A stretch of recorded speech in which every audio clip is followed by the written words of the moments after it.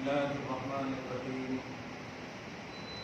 نحمده ونصلي ونسلم على حبيبه الكريم الأمين العزيز الرؤوف الرحيم وعلى آله وأصحابه الأفضلين الأكرمين أجمعين أما بعد فأعوذ بالله من الشيطان الرجيم بسم الله الرحمن الرحيم وعلى الذين هادوا حرمنا كل ذي ظفر ومن البقر والغنم حرمنا عليهم شحومهما إلا ما حملت ظهورهما أو الحوايا أو ما اختلط بعظم ذلك جزيناهم ببغيهم وإنا لصادقون صدق الله العظيم.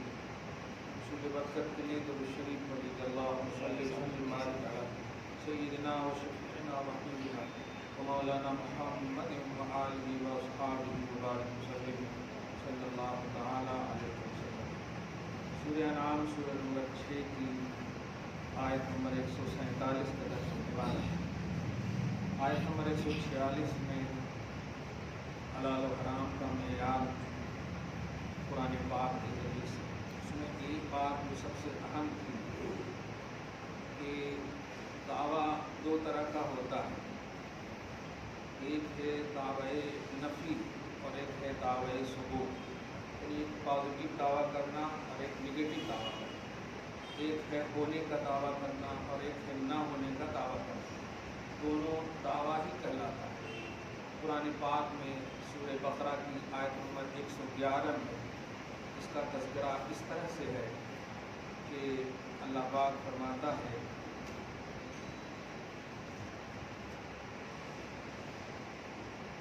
یہودی کہتے تھے کہ نصرانی جنت میں نہیں جائیں گے اور نصرانی کہتے تھے یہودی جنت میں نہیں جائیں گے. دونوں آپس میں نہ ہونے کا دعویٰ کر رہے ہیں کہ یہودی عیسائی کے جنتی نہ ہونے کا دعویٰ اور عیسائی یہودی کے جنتی نہ ہونے کا دعویٰ. یہ دونوں آپس میں لڑ رہے تھے. اللہ پاک نے فرمایا دل کا امانی ہو، یہ سب ان دونوں کی من گھڑت آرزویں ہیں، کہانیاں. قل ہاتھو برہانکم ان کنتم صادقین. اے دعوی نفی کرنے والے، جنت کی نفی کا دعویٰ کرنے والے کہ جنت نہیں ملے گی، یہ جو نفی کا دعویٰ کر رہے ہو اگر تم اپنے دعویٰ میں سچے ہو تو دلیل لاؤ.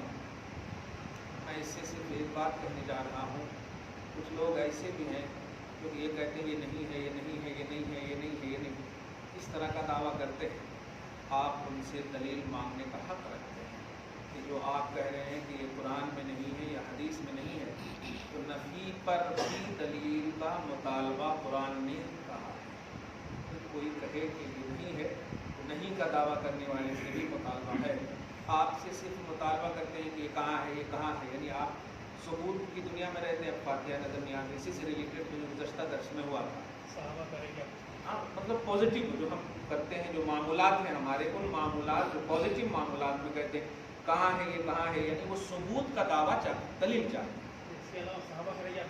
مطلب وہی صحابہ کرے سے مطلب یہ ہے کہ جو آپ کر رہے ہیں یہ ثبوتی پہلو پر دلیل کیا ہے. نہیں پر دلیل نہیں مانگ رہے ہیں، کرنے پر دلیل مانگ رہے ہیں. اب اس میں عمل صحابہ اس میں لاتے، قرآن لاتے، حدیث لاتے، وہ ایک الگ چیز ہے. اس سے ہونا، اس سے ہونا، وہ تو پھنس جاتے اس میں. لیکن میں صرف یہ بتانے جا رہا ہوں کہ دلیل دو طرح کا، دعویٰ دو طرح کا ہوتا ہے. دعویٰ نفی کا بھی، دعویٰ ثبوت. ہم دعویٰ کر رہے ہیں، ٹھیک ہے، جتنے بھی انڈیکس ہیں، میں نے فاتحہ کے عنوان سے، اصال ثواب کے عنوان سے، نظم نیاز، 11ویں 12ویں عنوان سے، یہ ساری چیزیں ہم نے رکھا. ہم نے یہ دعوی ثبوت کیا، ہم نے دلیل دے دیا قرآن اور حدیث سے، عمل صحابہ سے، عمل نبی سے دلیل دے. اب اگر آپ بھی انکار کر رہے ہیں تو پھر آپ پر دلیل ہے. جیسے میں نے ایک جملہ ہی کہا تھا کہ الفاتحہ تو حرام، ایسا جملہ دکھائیے. اگر آپ اگر پوچھتے ہیں کہ الفاتحہ تو جائز، آپ دکھائیے، تو میں نے کہا کہ نہیں، جن چیزوں سے قرآن حدیث خاموش ہو وہ اجازت کی بنتی ہے. یہ بھی حدیث پاک ہے، یہ بھی شریعت ہے. ہاں، یہ بھی جائز کا مطلب یہ ہوتا ہے کہ آپ کریں ماشاءاللہ، نہیں کریں تب بھی ماشاءاللہ ہی ہے. فتوے نہیں لگیں گے کہ آپ بالکل زبردستی جہنم کی مطلب اس پہ پہنچا دیتے ہیں کہ نہیں ایک دم بالکل بخشش ہی نہیں ہوگی. کمال ہے. اللہ تبارک و تعالیٰ کا ایسا مطلب معلوم ہوتا ہے کہ عذاب دینے کے لیے حکم یہ صادق کر رہے ہیں اور عذاب اللہ کو دینا تو دینا. میں کہہ رہا ہوں نا، ایسا نہیں ہونا. اللہ کی قدرت کی وسعت کا آپ اندازہ نہیں لگا سکتے. لا اسی طرح شرک اور کفر کے معاملے میں بہت احتیاط کرنا چاہیے. وہ اس لیے بھی کہہ رہا ہوں کہ آپ ذرا اندازہ لگائیں. نبی علیہ الصلوۃ والسلام فرماتے ہیں کہ بلکہ شریعت کا ایک حصہ بتا رہا ہوں, بہت عمدہ نقطہ بتا رہا ہوں فقہائے کرام کے کرم سے. ایک لفظ ہے, اس لفظ کے 100 اجزاء ہوں گے, شقیں ان کی صورتیں ہوں گی, 100 صورتیں ہوں گی جن میں 99 صورتیں کفر اور شرک کی ہوں, اور ایک صورت بھی اگر ایمان کی ہوگی تو شریعت کہتی ہے اسے ایمان ہی کا فتویٰ دیا جائے. جملہ سمجھے آپ؟ فرض کریں زید نے ایک لفظ بکا. اب میں اتنا لمبا کیوں جائے, امام اہل سنت نے اسماعیل دہلوی پر حکم تکفیر نہیں کیے جبکہ حیات النبی کا انکار کیا, حضور کو مردہ کہا. جملے پہ غور کیجیے, یہ آپ کی عقیدت ابھی بول رہی ہے, حقیقت میں بھی آئی, بالکل ہم اسی پر قائم بھی ہیں الحمدللہ. جو کہے گا وہ ہمیشہ کے لیے مردہ ہے. عقیدہ نے حضور زندہ ہے, لیکن اس نے کہا کہ حضور صلی اللہ علیہ وسلم, لفظ بھی نہیں آ رہا میرے کو بولنے میں, مطلب ایسا عقیدہ رکھا. امام اہل سنت نے اس لفظ کا, اب چونکہ ایک اور بات کہتے ہیں کہ فتویٰ دینے کے لیے قول اور قائل دونوں کا اعتبار ہے. قول کا اعتبار فقہا کرتے ہیں اور قائل کا اعتبار متکلمین کرتے ہیں. علم کلام پر جو فائز ہو, توحید کی دنیا میں جو فائز ہو, اس کو متکلم کہتے ہیں. اللہ کی ذات و صفات پر جو بحث کرے اس کو متکلمین, علم کلام ہے, امام المتکلم, کلام سے بحث کریں. اور مسائل فقہیہ میں قرآن اور حدیث سب پر, یعنی یوں کہے رسول اللہ صلی اللہ علیہ وسلم کی زندگی پر جو بحث کرے, وہ فقہائے اسلام میں شریعت جو ثابت ہو. بہرحال فقہائے کرام جو ہیں اقوال کو دیکھ کر فتوے لگاتے ہیں, اور متکلمین جو ہے نا قائل کو دیکھ کر فتویٰ لگاتے ہیں. چونکہ یہ 12ویں صدی کا ہے, اعلیٰ خاندان کے, میں تو ہمیشہ ایک جملہ بولتا ہوں, اعلیٰ خاندان کا ناخلف بیٹا شاہ ولی اللہ محدث دہلوی کا خاندان, انڈیا کی سرزمین پر حدیث کو پھیلانے والے کو خاندان کا نام, انڈیا میں حدیث لانے والے اس خاندان کا نام ولی اللہ خاندان. کیا شاہ ولی اللہ خاندان, اگر ذرا بھی علمی دنیا میں شدھ بدھ کوئی رکھتے ہیں تو الحمدللہ وہ بہت بڑا اعلیٰ خاندان ہے. آج مشکات شریف دیکھیں آپ تو حدیث شروع کرنے سے پہلے 2 صفحات پر, لمبے صفحات پر مقدمہ شیخ عبدالحق محدث دہلوی رحمۃ اللہ علیہ. انڈیا کو کیا شرف حاصل ہے, پوری دنیا میں چل رہی ہے وہ کتاب. کہنا یہ کہ بڑا اعلیٰ خاندان ہے. اب محمد بن عبد الوہاب جو نجد میں, جس بنیاد پر وہابیہ نجدی بولتے ہیں, ان کی کتاب التوحید تھی, عربی میں لکھی. اتنی موٹی کتاب ہے جو 50 یا 60 پیج کی ہے, میرے پاس ہے. ان میں جتنے بھی آپ کرتے ہیں نا عمل, مثلا حضور صلی اللہ علیہ وسلم کی بارگاہ میں زیارت کرنا, زیارت کے تصور سے کہیں جانا, سمجھ رہے نا, یہ ساری چیزوں کو شرک کہا. معمولات اہل سنت کو علماء شرک کہتے ہیں, یعنی ان کے فتوے کے مطابق آپ سب, ہم سب مشرک ہیں معاذ اللہ, ان کے فتوے کے مطابق. اب اس کتاب میں, یعنی وہ جب گئے یہ مولانا اسماعیل دہلوی, تو اس کتاب کا ٹرانسلیشن کرنا چاہا. اب دیکھیے اس سے پہلے اتنے مخلص تھے, اسی لیے میں کہتا ہوں کبھی بھی کسی کے فتوے کو دیکھ کر کے آپ متاثر نہیں ہوئے گا, کیونکہ جب تک اینڈنگ تک, شروع سے لے کے اخیر تک ان کا پورا بیک گراؤنڈ مطلب دیکھیں گے نہیں تو آپ فیصلہ نہیں کر پائیں. اب آپ دیکھیے یہ ابن تیمیہ کو آپ جانتے ہوں, ابن تیمیہ کو ورع کی منزل پر فائز بھی کہا گیا. اب ورع سمجھ رہے ہیں, تقوی سے اعلیٰ ہوتا ہے ورع, تقوی سے اعلیٰ ہوتا ہے ورع. لیکن جب ان کے نظریات بدلے اور اللہ تبارک تعالیٰ کی بارگاہ میں شرکیہ عقیدہ بنا دیا اور اپنے سے تشبیہ دے دیا کہ جیسے میں اتر رہا ہوں ویسے اللہ اتر رہا, اللہ عرش پر بیٹھا ہوا ہے, میں جانتا ہوں, اس طرح سے جب عقیدہ ہوا تو دیکھا آپ نے. اب اس عقیدے کی بنیاد پر امام مالک, یعنی اس وقت مالکیہ بڑے مشہور تھے, تو بری طرح رد کیا, یہاں تک کہ ضال مضل دونوں کہا. سمجھ رہے نا, ضال مضل مطلب گمراہ بھی اور گمراہ گر بھی, سمجھ رہے نا آپ. اب توحید کی توہین کرنے والا کیسے مومن ہو سکتا. اب آپ بتائیے, جو صرف ورع کی منزل تک ان کی ہسٹری پڑھیں گے تب تو ان کے معتقد ہو جائیں گے نا, جو ورع کی ہسٹری تک اگر پڑھیں گے, اسی اللہ آل ان آل پڑھیے اینڈنگ. اور رسول اللہ صلی اللہ علیہ وسلم نے اسی لیے فرمایا انما الاعتبار بالخواتیم, کہ خاتمہ کا اعتبار ہے, اینڈنگ کا اعتبار. اسی لیے بہت سارے ایسے صحابہ ہیں جو قریب 90 سال سے بھی زیادہ عمریں پائے مگر کفر کے عالم. اور حضور صلی اللہ علیہ وسلم کے ساتھ لمحہ رہے اور جنتی بن گئے. کمال ہے. تو خاتمہ کا اعتبار ہے. تو پوری لائف جو ہے آپ ذرا ہمیشہ دھیان دیجیے گا, خالی ایک ہی چیز کو دیکھ کر بڑی اچھی کہا, اب اسی بڑی اچھی کو لے کر آپ مرتے دم تک بڑی اچھی نہیں سمجھیے گا, آخری لمحے تک اس کو, ہاں اگر وہ انتقال کر گئے ہیں بڑی اچھی کے وقت میں تو ماشاءاللہ پھر بڑی اچھی ہے. تو اسی طرح ابن تیمیہ ان کے نظریات کے حامل محمد بن عبد الوہاب نجدی ہیں, سمجھ رہے نا, یہ 11ویں اور 12ویں ہجری کے درمیان کی بات ہے. اور 12ویں ہجری میں یہ اسماعیل دہلوی انڈیا سے گئے کہاں, سعودی عرب, حج کو. 12ویں ہجری سمجھ رہے, تو گئے تو کتاب التوحید کا ٹرانسلیشن کیا ہو, اور ٹرانسلیشن میں بھی دیکھیں ایڈیٹنگ کیسے, ایگزیکٹ ٹرانسلیشن بھی کر دیتے تو چلو توکل کی بات کہہ سکتے تھے کہ ہاں بھائی اللہ تبارک تعالیٰ کو ابھارا ہے, شرکیہ وہمی طور پر بھی ٹھیک ہے, لیکن اس میں جو قوسین بریکٹ جس کو بولتے ہیں, بریکٹ جو ہے مصنف کا عقیدہ ہوتا ہے, مصنف کا نظریہ ہوتا ہے, ہمارا مطلب پوائنٹ آف ویو ہوتا ہے, ہم نے کیا تأثر قائم کیا ہے یہ. تو اس میں حضور پاک صلی اللہ علیہ وسلم کے استعمال کرتا لفظ کو ان کے اسٹیٹس کے حساب سے یوز نہیں کیا, اور کہا بریکٹ میں کہ میں بھی مر کر مٹی میں ملنے والا ہوں.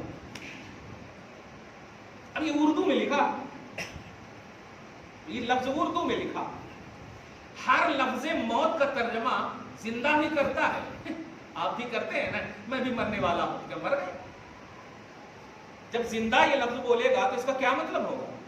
اور حضور پاک صلی اللہ علیہ وسلم جب یہ ارشاد فرما رہے ہوں گے کہ میں بھی جانے والا ہوں, تو اب امتی کی محبت کا تقاضا کیا کہتا ہے کہ کیسا جملہ استعمال کرنا چاہیے.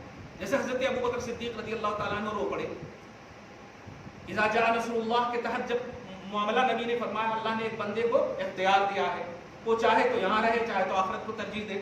ابو بکر صدیق سمجھ گئے کہ اب حضور صلی اللہ علیہ وسلم ہم میں زیادہ رہنے والے نہیں ہیں, سمجھ گئے نا, لیکن ایک بھی جملہ بتائیے تو کہ نہیں مر کر مٹی میں ملنے والے, ایسا جملہ کہا ہو.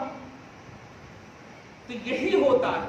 تو فقہا اسماعیل دہلوی نے اسی حدیث کے تمثیل میں اس طرح کا جملہ کہا, تو حیات النبی کا مطلقاً انکار ہو گیا, میں بھی مر کر مٹی میں ملنے والا ہوں, یہ ہے ہی نہیں, کیونکہ اس کی عربی یہ ہوگی انا مختلطم بالتراب ایضا بالموت, یہ عربی ہوگی, مرنے کے بعد یا مر کر میں بھی مختلط یعنی ملنے والا ہوں, مختلف, اور کہیں دنیا میں ایسی حدیث نہیں ہے.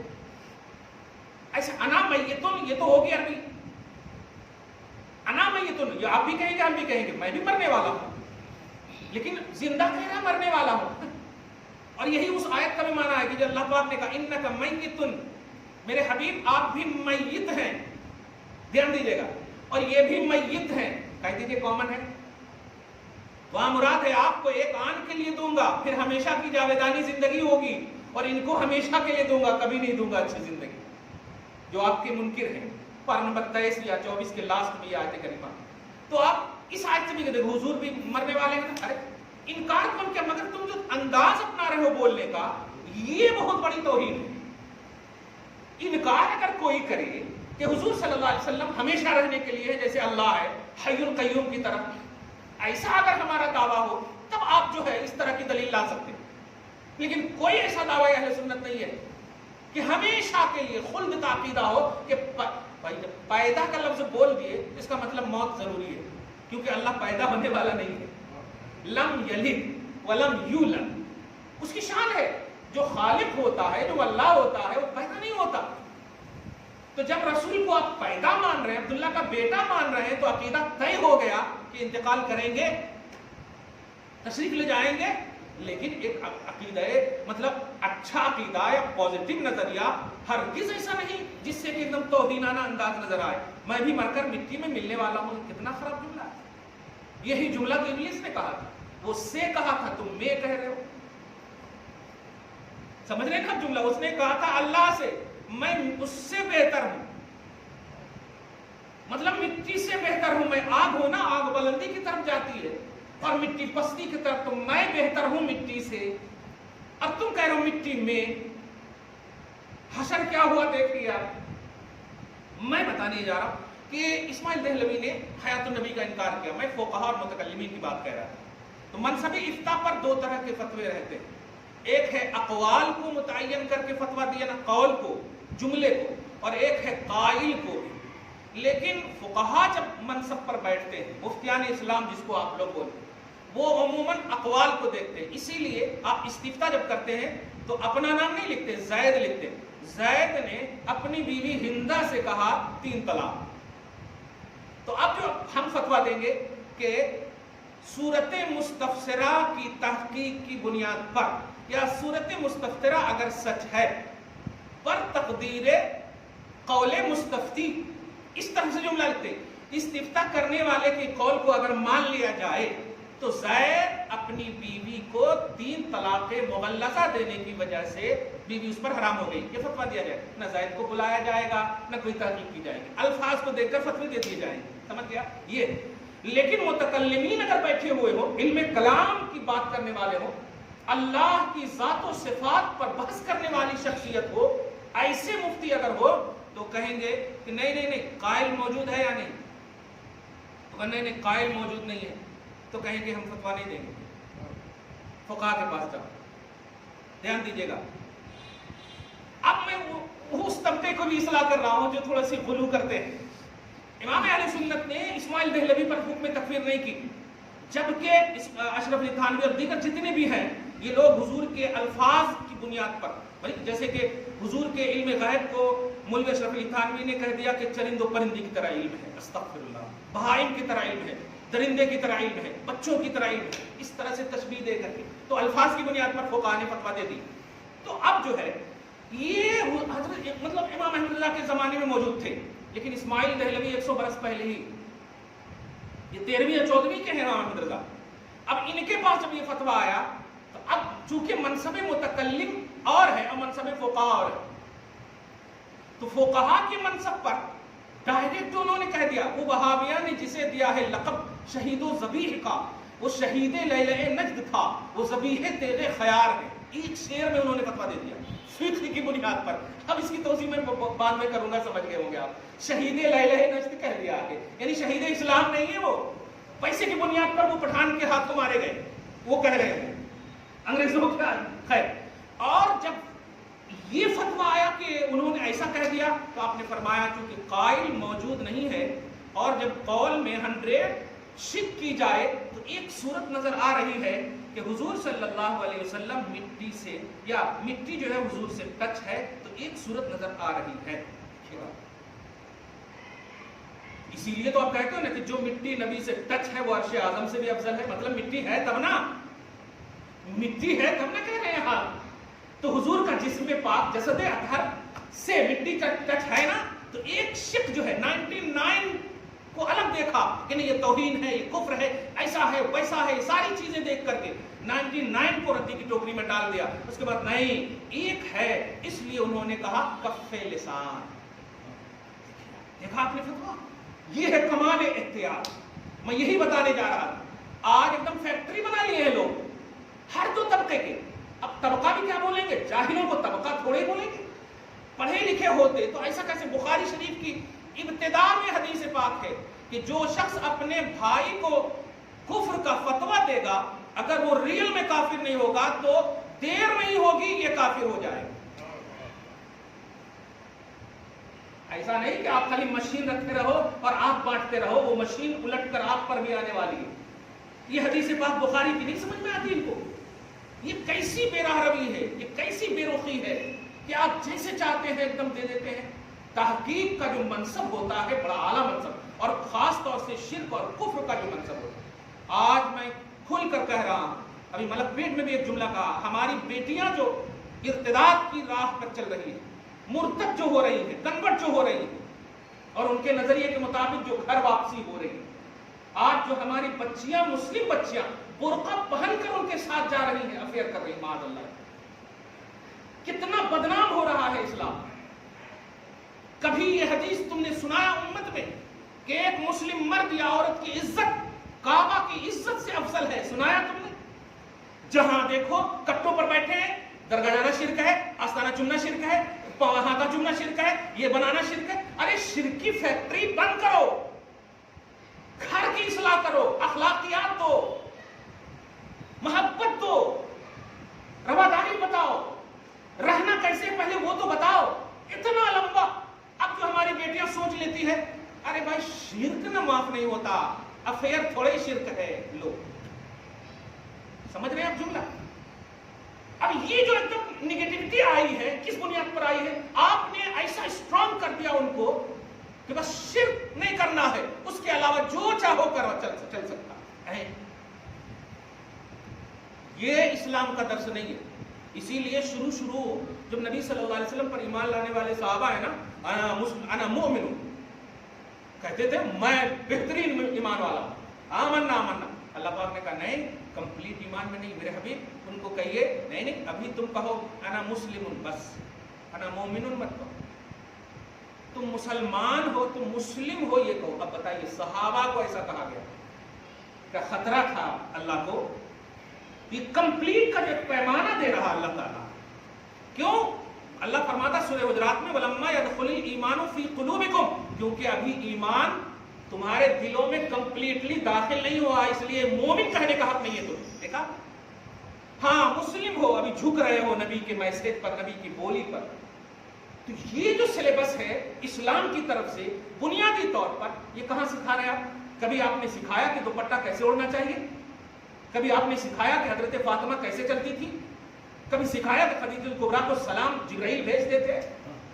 कभी सिखाया आपने? हजरत आयशा कहती है नबी आप तो वो देखते हो जो दूसरे नहीं देख सकते। कभी सिखाया आपने? इतने शाहपारे हैं इस्लाम के कि हमारी बेटियां दहलीज के बाहर भी कदम रखेंगी तो पहले बिस्मिल्लाह पढ़ेंगी, यार अल्हम्दुलिल्लाह। वो फोन पर बात करते हुए, खाना खाते हुए नहीं भागेगी। ये कैसी हो गई है, क्या हो गया? ये सिर्फ अखलाकियात की गिरावट है, और वालिदैन और जिम्मेदारान जिम्मेदार हैं, क्लियर कह रहा हूं।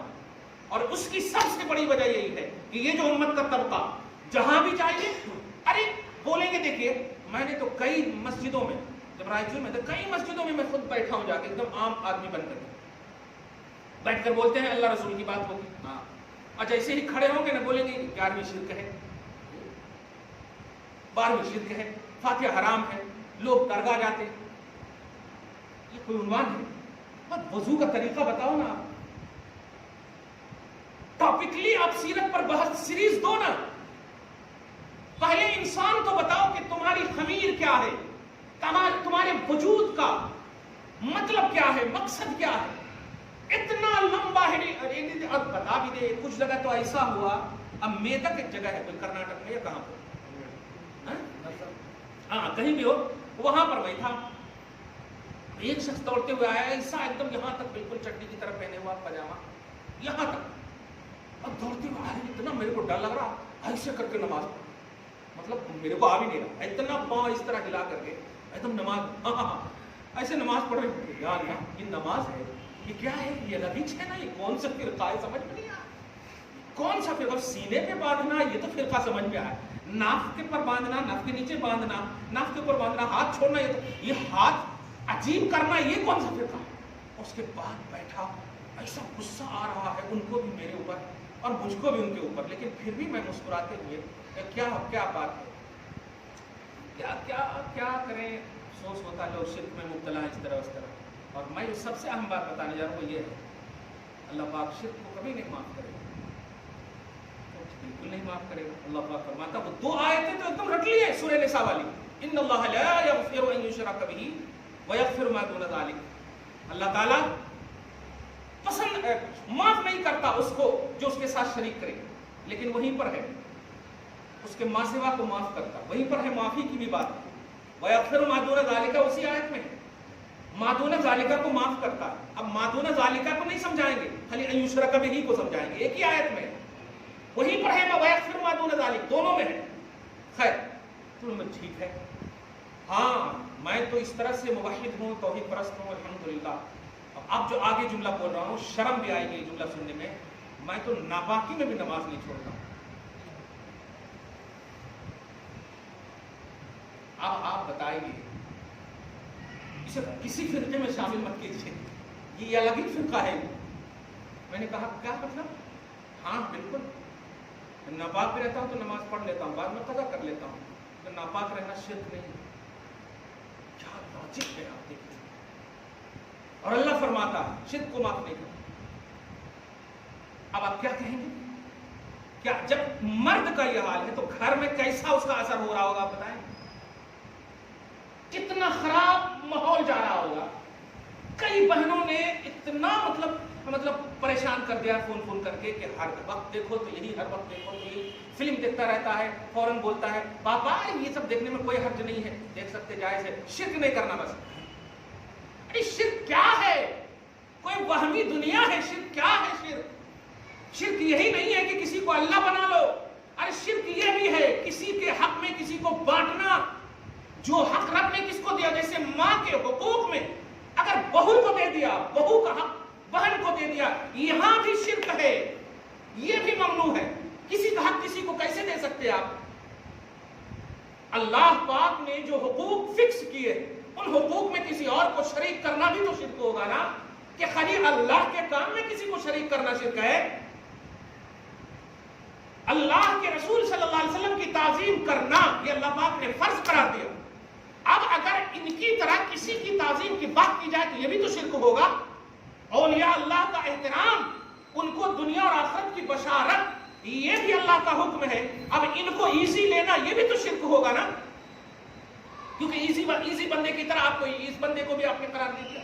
تو شرک کا کانسیپٹ کیا ہے تمہارے پاس؟ خالی بس ہم جو درگاہ جا رہے ہیں یہی شرک ہے؟ نہیں، یہ دشمنی ہے، یہ عداوت ہے. یہ کانسیپٹ نہیں پیش کر رہے ہو آپ. بس نہیں، یہ اس ساس کی طرح ہے کہ بہو کے بنائے ہوئے سارے حلوہ کھانے کے بعد بھی مزے لے کر خالی بعد میں معلوم ہوا کہ بہو بنائی تھی تو چھی چھی چھی چھی کیسا کھا لیا، اور پہلے جب کھا لی تھی تو بڑا مزہ آیا تھا. تو ایک نظریہ بن گیا ہے کہ نہیں، سنی کریں گے تو بس غلط کریں گے. ایسا نہیں ہوتا بھائی. ہم نہیں کہیں کہ 100% نہیں، 100+ ہم صحیح ہیں، لیکن جو ہے معیار سنیت وہ صحیح ہے. وہ امام اعظم ہے، وہ امام شافعی ہے، وہ امام مالک ہے، وہ امام احمد بن حنبل ہے، جو اللہ کا انتخاب ہے، جو رسول اللہ پاک کی چاہت ہے، جن کے احتیاط کا عالم یہ ہے کہ کبھی بغیر آب زمزم کے، وضو کے، غسل کے کبھی حدیث لکھنا چاہا نہیں. آپ سمجھ رہے ہیں امام مالک کو؟ یہ امام اعظم کے زمانے کا پہلو ہے. تابعی ہیں آپ، امام اعظم کے احباب ہیں، تبع تابعی، 150-200 صدی والے ہیں امام مالک. اب آپ غور کیجئے، ایک مرتبہ درس دے رہے مدینہ میں، درس کا عالم کیا ہے؟ چاروں بغل ایک دم عود مہک رہی ہے، روحان کیا خوشبو مہک رہی ہے. شریک درس کا جملہ سنیے. کتاب کا نام بتاؤ، موطا امام مالک کی شرح ہے، اوجز المسالک. اوجز المسالک موطا امام مالک جو ابن ماجہ کی جگہ میں بعض فقہاء نے، بعض محدثین نے رکھا ہے، سیاہ ستہ میں شامل کیا ہے موطا امام مالک کو. اب اس سے میں ایک حدیث بتا رہا ہوں. آپ درس حدیث دے رہے ہیں، حضرت امام مالک رضی اللہ تعالیٰ درس حدیث دیتے مطلب شرکائے درس جو ہے، تلامذہ جو ہے ایک دم عش کر رہے درس کو سن کر کے، اچانک دفتن آپ کے چہرے کا تغیر دیکھ کر پریشان ہو گئے. اور درس دینے کا انداز کیا ہوتا تھا؟ یہ انداز، کمال آ گیا، اسے گھومتے رہے، یہ انداز ہے پاؤں پہ. اور درس دے رہے ہیں، دیتے جغرافیہ بدل گیا. یہاں تک کہ حدیث کا درس جب کمپلیٹ ہو گیا تو درس کمپلیٹ ہوتے ہی آپ گر پڑے. اور جب گر پڑے تو سارے شاگرد دوڑتے ہوئے آئے. اور آنے کے بعد آپ لوگ جیسے ہم لوگ کرتے ہیں نا، بے ہوشی کی وجہ سے یہ کیا ہوا، کیسے ہوا، اس طرح سے ہوش میں آپ نے لایا. لانے کے بعد کوئی ماجرا پوچھا کہ آپ کا جغرافیہ بدل گیا حضور، بات کیا ہے؟ فرمایا جب میں درس دے رہا تھا تو بچو ڈنک مار رہا، اقرب کا لفظ ہے، بچو مجھے ڈنک مار رہا تھا، اور ڈنک کا زہر اتنا گہرا تھا، قریب 16 یا 17 بار اس نے مارا.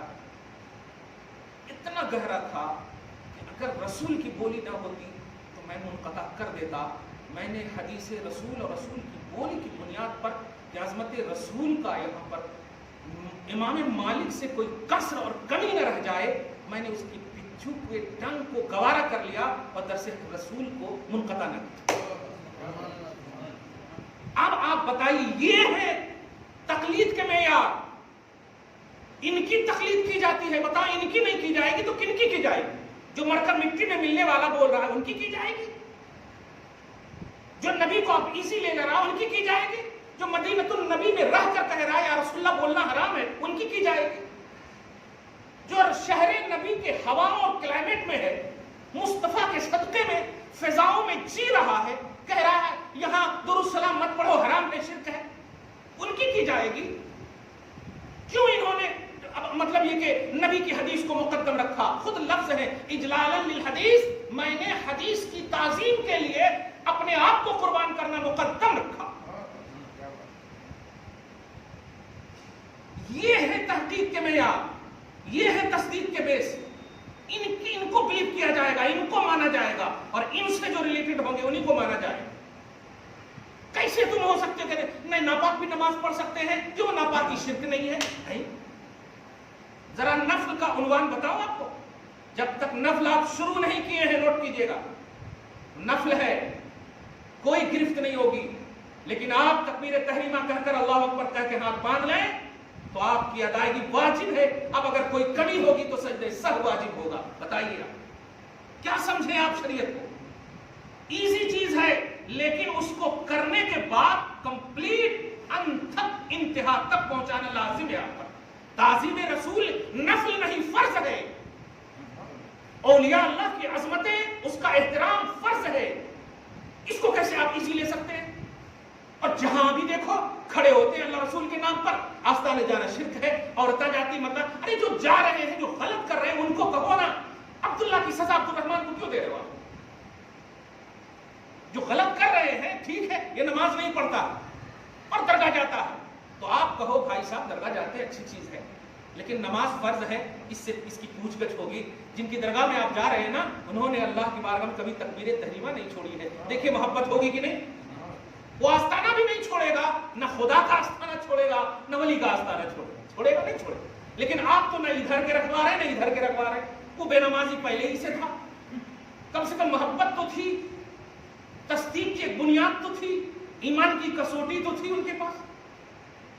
خلاصہ یہ کہ کسی بھی چیز کے حلال اور حرام یا کفر اور شرک یا اسلام کے نیچے کے سب سے لاسٹ نفلی پہلو بھی ہو، اس کو ایزی نہ لینا چاہیے، جائے کہ کفر اور شرک میں اجلت نہ کی جائے۔ اسماعیل نہلوی پہ کف لسان کر کے امام احمد رضا نے بھی بڑا عنوان دیا ہے کہ مشین مت چلانا، میرے مسلک کو محسوس کرنا، میرا مسلک کیا ہے، جس کو چاہو تم بھی فتوے مت دے دینا۔ اور وہ طبقہ بھی یہ دیکھیں کہ وہ تکفیر مسلمین کے حامل نہیں ہے، وہ تو تحفظ مسلمین کے حامل ہیں۔ تحفظ مسلمین، ہاں نبی کی عظمت کی جب بات آئے تو ایک دم کلیئر بات ہے، جب ہم باپ ماں کا احترام اتنا کرتے ہیں الحمدللہ، تو رسول پاک کا احترام کتنا ہم کریں گے مت پوچھو۔ اور جب ہم ماں باپ کے خلاف سن نہیں سکتے تو رسول کے خلاف ہماری کان سن ہو جائے گی، انشاءاللہ ہم صبح قیامت تک نہیں سنیں گے۔ دعا ہے اللہ تعالیٰ ہم سب کو، آپ سب کو شاد رکھے، آباد رکھے، آج کی اس خصوصی گفتگو کو قبول فرمائیں، اپنے حبیب کے سب کو خیر میں ہم سب کو صحت جسمانی اور ایمانی کے ساتھ زندہ اور زندگی نصیب فرمائے، اصلوں کی بخشش فرمائے، نسلوں کی حفاظت فرمائے۔ وصلی اللہ تعالی علی خیر خلقہ محمد وآلہ وصحبہ اجمعین برحمتک یا ارحم الراحمین۔